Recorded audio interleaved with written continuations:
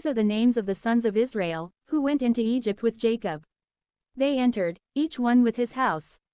Reuben, Simeon, Levi, Judah, Issachar, Zebulun, and Benjamin, Dan and Naphtali, Gad and Asher.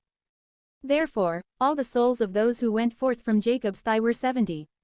Now Joseph was in Egypt, when he had died, along with all of his brothers and all of that generation. The sons of Israel increased, and they multiplied like seedlings.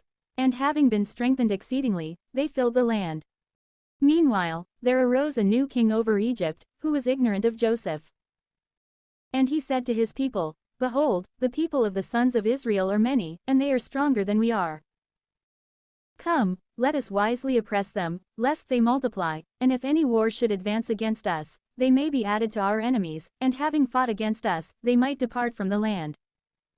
And so he set over them masters of the works, in order to afflict them with burdens. And they built for Pharaoh the cities of the tabernacles, Pithom and Ramses. And the more they oppressed them, so much more did they multiply and increase.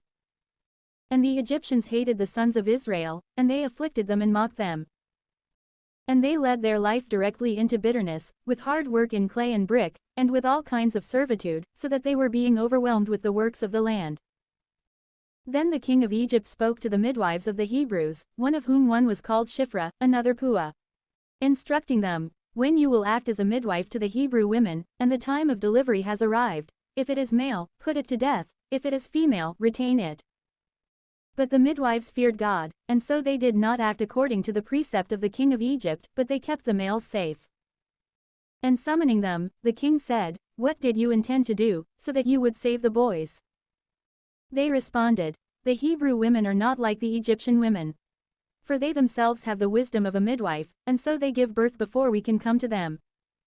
Therefore, God acted favorably toward the midwives. And the people increased, and they were strengthened exceedingly. And because the midwives feared God, he built houses for them.